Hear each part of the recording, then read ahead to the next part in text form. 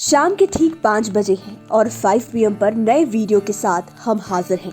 आज 5 PM के 5 का तड़का में हम आपको उन 5 नामचीन लोगों के बारे में बताने जा रहे हैं जिनकी जिंदगियां जेल में कट रही हैं। लेकिन उससे पहले हम चाहेंगे कि आप हमारे YouTube चैनल 5 PM को सब्सक्राइब कर लें, साथ ही Facebook पेज को भी लाइक कर लें ताकि इसी तरह के वीडियोस हम आप तक आसानी से पहुंचा पाए।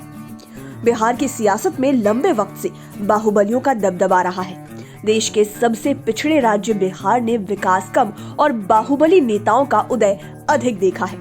वर्षों तक कितने ही बाहुबली प्रदेश की मिट्टी को रक्त से लाल करते आ रहे हैं। हालांकि आज स्थिति कुछ जरूर बदली है। तभी तो कभी कानून को खिलौना समझने वाले बाहुबली आज कानून की ही गिरफ्त में है।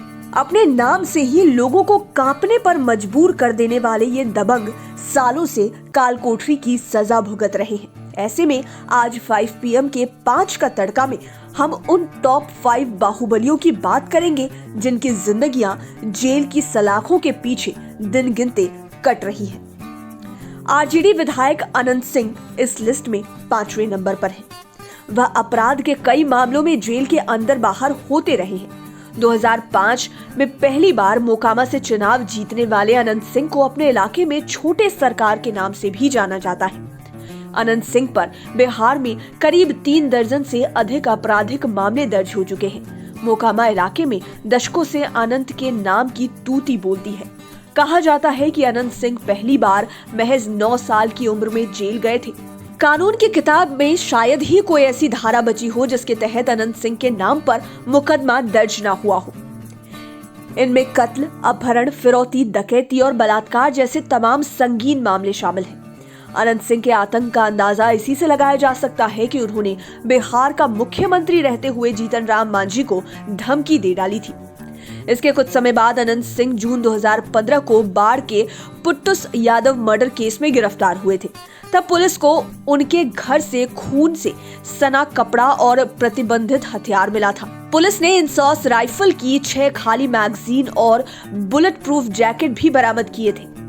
इसी दौरान जेडीयू ने अनंत सिंह को पार्टी से निलंबित कर दिया था।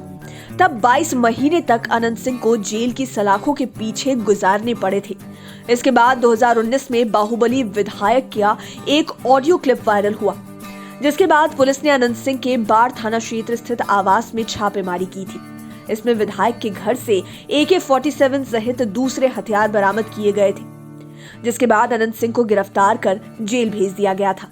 फिलहाल पटना के बेऊर जेल में बंद अनंत सिंह जमानत का इंतजार कर रहे हैं। इस लिस्ट में चौथे नंबर पर दुष्कर्म मामले में सजा काट रहे आरजेडी के पूर्व विधायक राजबल्लभ यादव हैं। ये नवादा से विधायक रह चुके हैं। 9 फरवरी 2016 में 15 साल की एक लड़की ने आरजेडी विधायक राजबल्लभ यादव पर उसके साथ दुष्कर्म करने का आरोप लगाया। लड़की ने बताया कि एक महिला जन्मदिन के बहाने उसे राजबल्लभ यादव के घर ले गई, जहां राजबल्लभ ने रात भर जबरन गंदी फिल्में दिखाकर उसके साथ दुष्कर्म किया। इस मामले के सामने आने के बाद हंगामा मचा।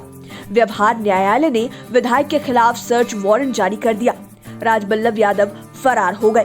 23 दिनों तक फरार रहने के बाद 10 मार्च 2016 को राजबल्लभ यादव ने कोर्ट में सरेंडर कर दिया। इधर हंगामा मचने के बाद आरजेडी ने राजबल्लभ यादव को पार्टी से निकाल दिया।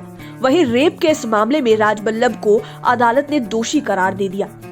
उन्हें आजीवन कारावास की सजा हुई। आपको बता दें कि राजबल्लभ यादव बिहार के पहले ऐसे विधायक हैं जिन्हें पद पर रहते हुए दोषी करार दिया गया है। इससे पहले भी राजबल्लभ यादव पर राबड़ी देवी सरकार में हत्या का आरोप लग चुका है। जब राजबल्लभ यादव कैबिनेट में थे, उन्होंने अपने ड्राइवर का नाखून नोचा और उसे एक दर्दनाक मौत दी। लेकिन उस वक्त राजबल्लभ यादव के रसूख के आगे यह आरोप कहीं मायने नहीं रखते थे और यही वजह है कि इस मामले को पुलिस ने बड़ी ही खामोशी से रफा दफा कर दिया था। वर्तमान में राजबल्लभ यादव की पत्नी नवादा से विधायक है, वहीं अपने पति की राजनीतिक विरासत को संभाल रही है। इस लिस्ट में तीसरे नंबर पर हैं रणवीर यादव। खगड़िया में दियारा क्षेत्र होने के कारण इसे बाहुबलियों का गढ़ कहा जाता है। रणवीर यादव यही के एक बड़े बाहुबली नेता हैं। वह 1985 के लक्ष्मीपुर तौफीर दियारा नरसंहार के बाद सुर्खियों में आए थे। इसमें भीषण नरसंहार हुआ था। इसमें 9 लोगों की हत्या हुई थी। इस मामले में रणवीर यादव को मुख्य दोषी पाया गया और उन्हें उम्र कैद की सजा मिली। फिलहाल रणवीर यादव बेऊर जेल में इसकी सजा काट रहे हैं। इसके अलावा रणवीर यादव पर रंगदारी, हत्या का प्रयास, लोगों को धमकाने समेत दर्जनों मामले थाने में दर्ज हैं और अभी इन पर कोर्ट का फैसला आना बाकी है।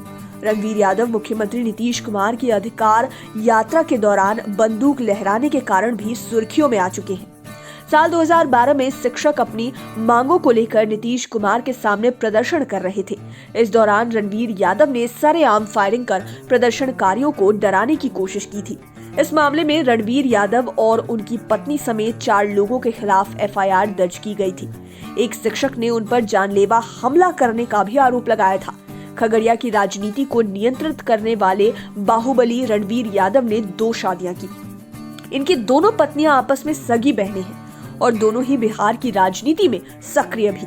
उनकी पहली पत्नी पूनम यादव है, जबकि दूसरी कृष्णा यादव है, जो पूनम यादव की छोटी बहन है।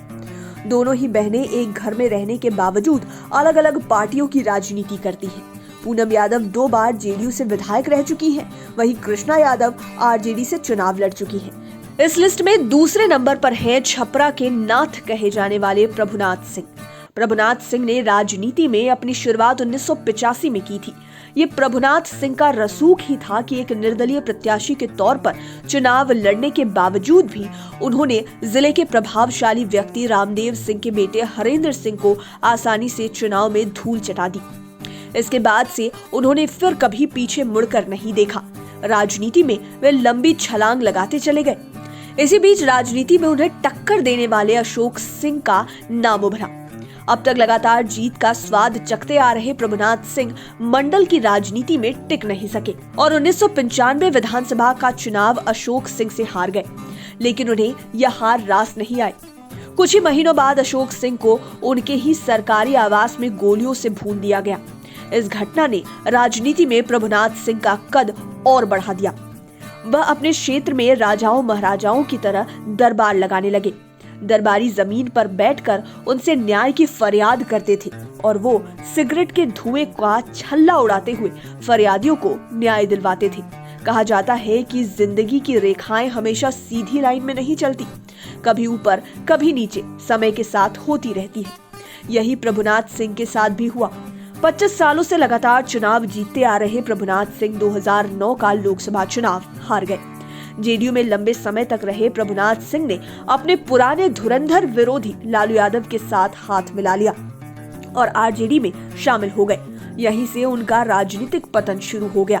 22 साल पुराने विधायक अशोक सिंह हत्याकांड मामले में उन्हें आजीवन कारावास की सजा सुनाई गई, जिसके कारण वह सांसद के चुनाव लड़ने के लिए अयोग्य घोषित हो गए। तब से प्रभुनाथ सिंह झारखंड की जेल में रातें गिन रहे हैं। अब बात नंबर 1 की। इस लिस्ट में पहले नंबर पर हैं पूर्व सांसद आनंद मोहन। आनंद मोहन गोपालगंज के तत्कालीन डीएम जी कृष्णैया हत्याकांड में सजा याफ्ता है और जेल में बंद है। उनकी रिहाई के लिए समय समय पर कई पार्टी और संगठन आवाज बुलंद करते हैं, लेकिन ये कब जेल से बाहर आएंगे कहना मुश्किल है। आनंद मोहन देश के पहले पूर्व सांसद और पूर्व विधायक हैं जिन्हें मौत की सजा मिली थी। बाद में पटना हाईकोर्ट ने साल 2008 में मौत की सजा को उम्र कैद में तब्दील कर दिया। कोसी की धरती पर पैदा हुए आनंद मोहन बिहार के सहरसा जिले के पचगछिया गांव से आते हैं। उनके दादा राम बहादुर सिंह ख्यातिलबद्ध स्वतंत्रता सेनानी थे। राजनीति से आनंद मोहन का परिचय 1974 में लोकनायक जयप्रकाश नारायण के संपूर्ण क्रांति आंदोलन के दौरान हुआ। ये आंदोलन से इतने अधिक प्रभावित हुए कि इन्होंने कॉलेज तक को छोड़ दिया। इमरजेंसी के दौरान आनंद मोहन को 2 साल तक जेल में रहना पड़ा था। कहा जाता है कि आनंद मोहन ने 17 साल की उम्र में ही अपना सियासी करियर शुरू कर दिया था। साल 1990 में जनता दल ने उन्हें महिषी विधानसभा सीट से मैदान में उतारा था। विजयी हो गए, लेकिन विधायक रहते हुए भी इन पर एक कुख्यात गिरोह के अगुआ बनने का आरोप लग गया, जिसे इनकी प्राइवेट आर्मी कहा जाता था। इस गिरोह के लोग आरक्षण के समर्थकों पर हमला करते थे। साल 1993 में आनंद मोहन ने अपनी खुद की party Bihar People's Party BPP बनाई। ये 1996 और 1998 में शिवहर से 2 बार सांसद रहे। इसके बाद आनंद मोहन ने समता पार्टी से हाथ मिलाया। उस दौरान इनका नाम लालू यादव के सामने मुख्यमंत्री उम्मीदवार के तौर पर भी उभरने लगा था, लेकिन सूबे की कास्ट पॉलिटिक्स के कारण ये हाशिए पर चले गए। बिहार की सत्ता में नहीं आ पाए। जेल में सजा काटने के दौरान आनंद मोहन ने 2 पुस्तकें, कैद में आजाद कलम और स्वाधीन अभिव्यक्ति लिखी। ये दोनों पुस्तकें प्रकाशित हो चुकी हैं। पुस्तक कैद में आजाद कलम को तो संसद के ग्रंथालय में भी जगह दी गई है। कई अन्य पुस्तकें प्रकाशन की कतार में हैं। आनंद मोहन वर्तमान में सहरसा जेल में बंद हैं और इनकी राजनीतिक विरासत इनकी पत्नी लवली आनंद और बेटे चेतन आनंद संभाल रहे हैं। लवली आनंद सांसद रह चुकी है, जबकि बेटा चेतन आनंद वर्तमान में शिवहर के विधायक हैं। उम्मीद है ये वीडियो आपको पसंद आया होगा। इसी तरह के वीडियोस के लिए आप हमारे चैनल 5 PM को सब्सक्राइब करें, साथ ही साथ फेसबुक पेज को भी लाइक करें। धन्यवाद।